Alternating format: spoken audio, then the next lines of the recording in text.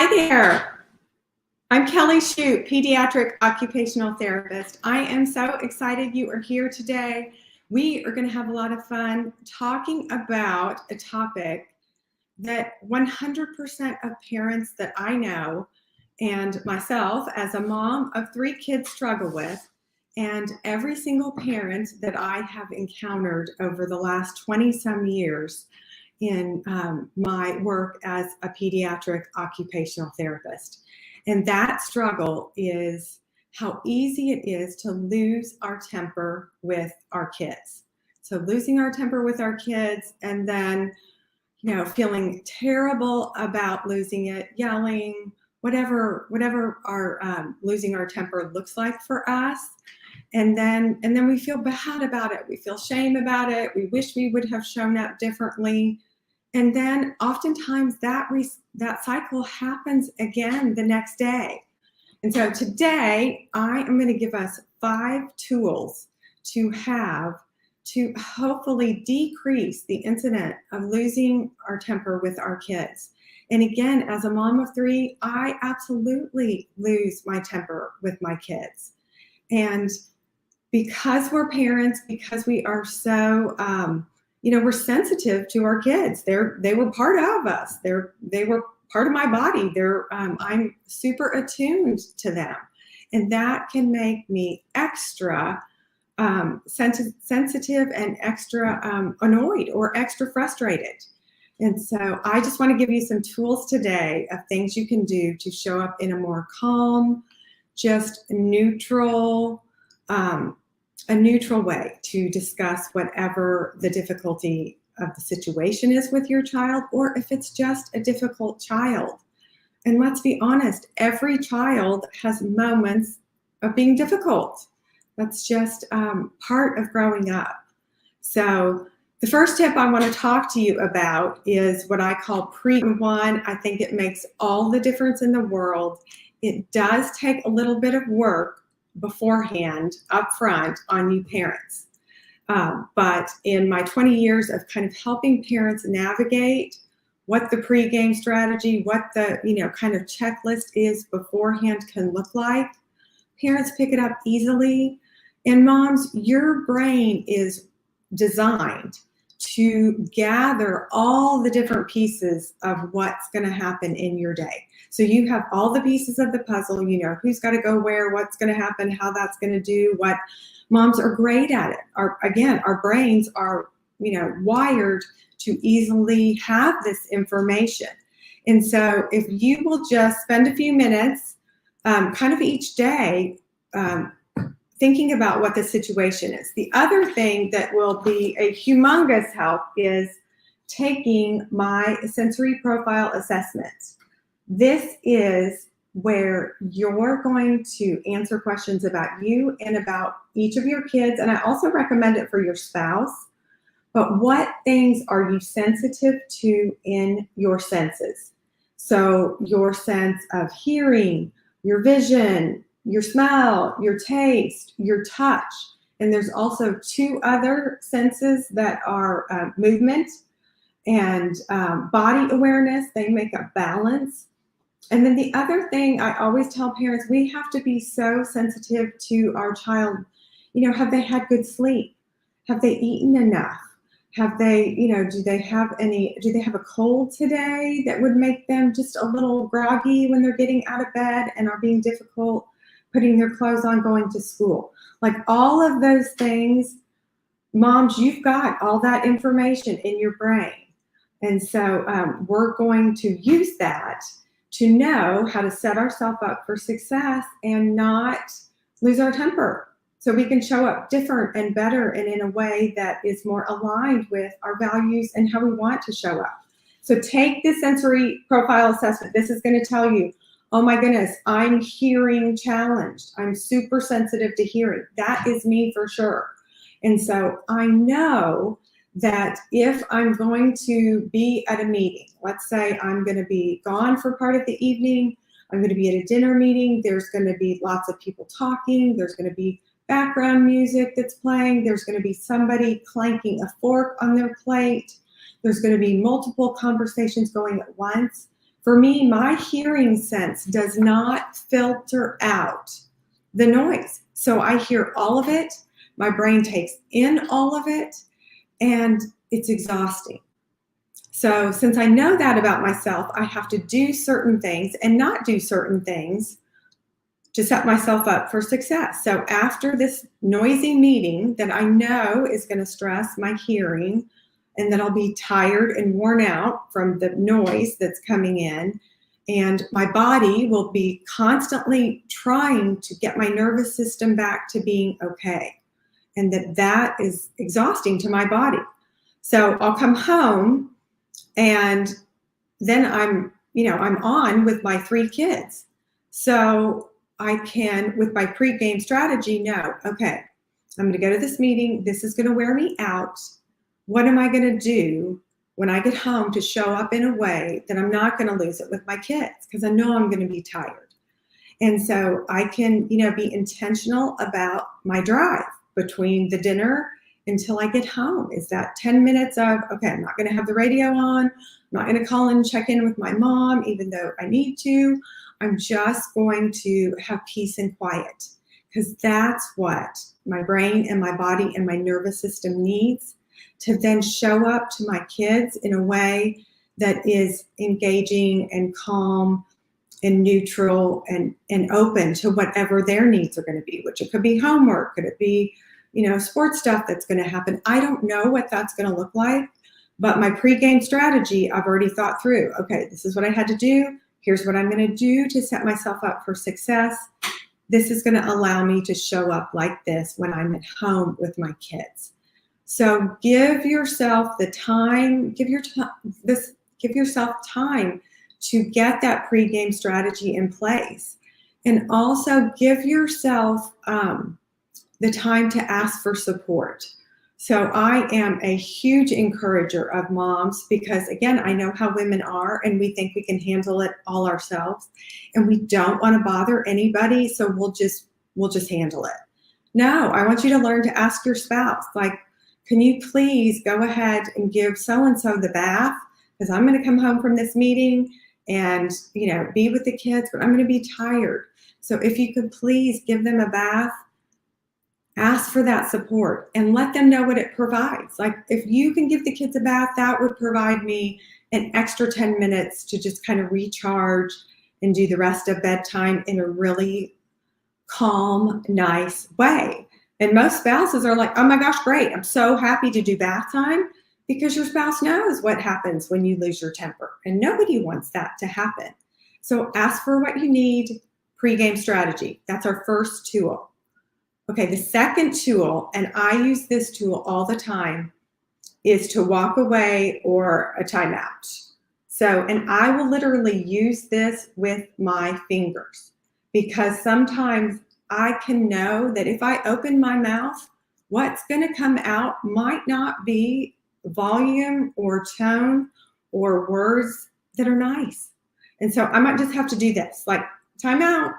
This is getting tense. This is getting difficult. You're being difficult. You're driving me crazy. So time out. And then I'm going to walk away. I will walk out of the room. I will walk around the corner. I will walk 10 feet away and just take deep breaths, take a couple deep breaths, and just, kind of ground myself and really be intentional about thinking, okay, what can I say here to diffuse, to de-escalate, to kind of, just get some space to neutralize. Just the fact that I'm walking away, just the fact that I'm taking a timeout already helps diffuse it, because we're not in that moment when the, reaction can happen. Just me doing this and walking away already brings it down a notch. So yeah, just use a timeout. I love walking away or taking a timeout because you are modeling such healthy behavior for your child. Kids always, we want them to do what we say, but more than likely they do what we do. And so every child, person, human, is going to have tense situations with a classmate, with somebody on their team, with, somebody in the hall. And if you can model to your child, okay, when you're starting to get angry, when you're starting to have all these emotions, and again, I talk about this with kids in therapy, with my kids. I'm like sharing, oh my goodness, I am getting upset. You are driving me insane. Like, I want to lose it on you. But instead, I'm going to take a timeout. I'm going to walk away. That gives me time to breathe and reset, get my nervous system calm again. It's giving your child also time to breathe and reset.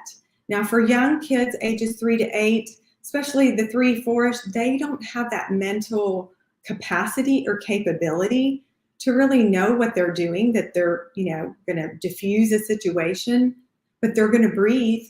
And just that you're not in their face in that moment yelling, that allows them to, again, bring those emotions that are inside of them that are causing them to be more difficult, that can help lessen those emotions. So you both are showing up at a better, healthier way to be. And so that is the tool number 2. The third tool, breathe and count. And you can breathe however you want. You can count. Is it you're going to count to 10? You're going to count from 5 backwards. Is it a 4 breaths in, 7, hold it for 7 seconds? There are so many different ways. And for all of these tools, you're going to use them unique to you. What works best for you? What works best for your family, your situation? And that might be different on every different day, because moms, again, how the best pre-strategy, like there's just different things that happen and you're like, ooh, never saw that coming. So breathe and count, because you're helping yourself get that calm, regulated nervous system that is like, A-okay, I'm okay. I can show up in a neutral, a calm voice to discuss this. And you're teaching your child that also. We're going to count backward from 5. 5, 4, 3, 2, 1. And then let's try again to ask for what you would like. And I used to do this with my kids. I often do it if I have a child who becomes really upset in therapy, is I will take a child's hand and put it right on my chest. And I'll say, I want you to feel and breathe with me. And they can feel as I'm inhaling. I'm going to take a deep breath in. They can feel my chest. They can feel that expansion with their hand. And it's also grounding them. And they're also getting some energy from me that is calming. And if you have a child that is tactile sensitive, this might be something they would not like. That might actually upset them more. So you wouldn't want to do that if you've done your sensory profile assessment and know that you have a child who is super sensitive through their touch. They don't like to be tickled. Maybe they don't like to be hugged. Like through touch, they are extra sensitive. So I would not do that for that child, because that would not be calming. It might be more alarming. But for my kids, I could put their hand right on me and they could be like, okay, I can feel mom's energy. She's calm. And that helps to calm them. So counting and breathing, that is our third tool. Fourth tool, this one I absolutely love, and you have to play with this and you have to have fun. And again, I am, with preschool kids, I am all the time in the world of make-believe and pretend and imagination. And so if a child is getting, loud and kind of angry at me, or if I feel like I'm going to do the same thing to them, I'll say, oh my goodness, I'm going to pull out my imaginary duct tape.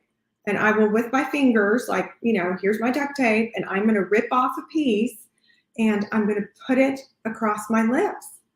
And if I'm having an argument with one of my kids, I can say, you know what? I can tell you're kind of angry too. Can I put imaginary duct tape on your lips? Just so we can take a minute and not say something that we don't want to say. We don't, I don't want to regret anything that I'm going to say. And so I've got this imaginary duct tape. It's over my lips and I'm going to leave it. And again, it's just creating space to kind of de-escalate or neutralize the situation. So then I can engage with that child in a more calm way. The imaginary duct tape also has the element of humor. Like I might say, oh my gosh, I'm going to take my duct tape off now. And, I'm going to try to figure out and ask you what you need. But I could pull off and say, oh my gosh, are my lips gone? That hurt. Or you could pull off your child's imaginary duct tape. And oh my goodness, Jack, you have no lips. They must be on the duct tape. So there's the possibility of humor that can come in. And when there's humor there, that helps to de-escalate and allows that connection between you and your child in a calm way. Like you can start to laugh, like, oh my goodness, I was about to lose it just because you could not get your flip-flops on the right foot. Mom is crazy. What was I thinking? That's no reason to be angry. And so again, one of the areas that I'm always working on with kids is their social emotional skills and what things are happening, what we're thinking, what about the emotions we're having? How could we talk about that? What would be a healthy way to bring that up or discuss it? And so if I have kids where we've had a tense kind of about to blow up moment, but we've avoided that. I avoided losing my temper because I've got my duct tape on and I put duct tape on their mouth. And then we're going to laugh about it after we've taken it off. And Jack now has no lips, but he still looks really cute because he's got great teeth and those blue eyes that I love. Then we can talk about it. Like, okay, tell me, why were you so mad at mom? What was that big feeling in your body? And can they articulate what it is? Are you mad? Are you sad? Are you just, that allows for that space and opportunity to kind of start to talk about all that stuff. And all of that stuff are skills. You are building skills when you talk to your kids about these things. And they need these skills that will build with other skills on top to be successful, with interactions with their teacher, with their classmate, with their friend, with the neighbor, with the postman. With every person, there is social emotional skills we're using all the time. And I want to help parents build those skills with your kids in a fun way. So, so duct tape was our tool number 4. The 5th tool, and a tool that I put in place every morning when I crawl out of bed, is pray. But in a tense, about to blow up moment, if I can, before I want to say, rah, if I can just, again, hold my lips closed and just say, Lord, help me see this child the way you see them. Help me understand what they are communicating to me. I tell parents, behavior is communication. It is that simple. It is that neutral. Behavior is communication. The behavior you're showing you is how they are communicating to you. My behavior to anybody as an adult is also communication. And so, I will tell you, my 3 kids know. They've even said to me, they can tell by the way my footsteps sound coming down the hall. Now I have hardwood floors. They can tell by the sound of my footsteps, like, okay, mom's tired. She could be grumpy. And based on that behavior, I am communicating to them and they totally get it. So if one of them's like, oh, I was going to ask to, spend the night with so-and-so tomorrow, but I can tell by mom's footsteps, probably not a good time to ask. I'll wait till later. So all of our behavior is communicating something. And my love and job and passion is to help parents understand better what your child is communicating. Because when there's a better understanding, there's better connection, there are way less times when you're going to lose your temper. There is way less times when your child seems to be difficult because you understand what they're communicating. You're like, oh yeah, I get it. You're tired. Or, oh yeah, from the sensory profile, okay, now I understand that, you're hearing sensitive. So if we've been at a loud musical thing, then you're going to be tired from that. And because I understand that about you, I can make allowances and I can make changes and shift and adjust how I show up with you, how we show up at home to get ready, to go to bed. And all of those set you up for success. So those are our 5 tools. I am so happy to discuss any of these further. You can click in the link below to book an SOS call with me. And that is basically where I want, to help you in a unique situation to you or your family.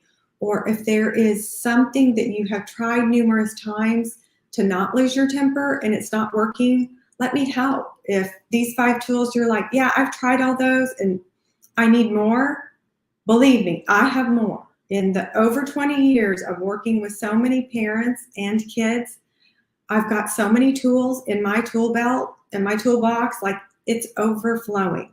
And I want to help you parents. I want you to have fun and enjoy parenting. It is such a great time. Okay, so thank you so much for your time.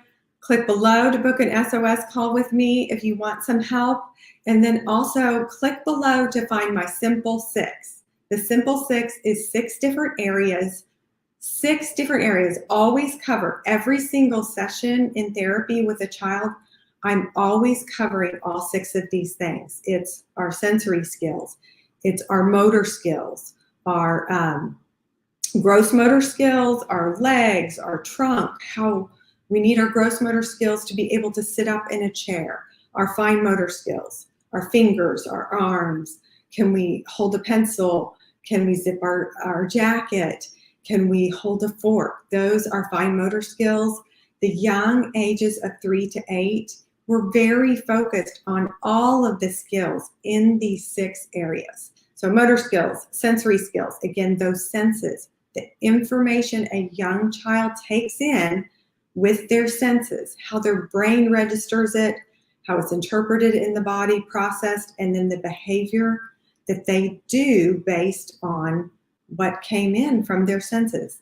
And all of these systems can be glitchy for young kids, or they can have hiccups or a little kink in the hose. The system is still working at these young ages, but a lot of times there's a limitation or a weakness.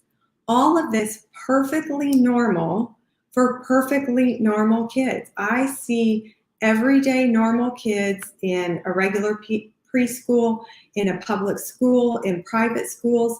I don't work with, and this is intentional for me, I don't work with kids who have very severe limitations or weaknesses on the extremes. I focus on helping normal kids and normal parents, like give you tools for success. You can have more fun parenting with your kids, and I can help.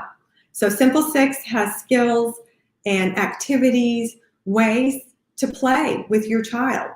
If you watch my Simple 6 course, it's some videos, and I will give you ideas of how to play with your kids that is also building skills, also setting them up for success.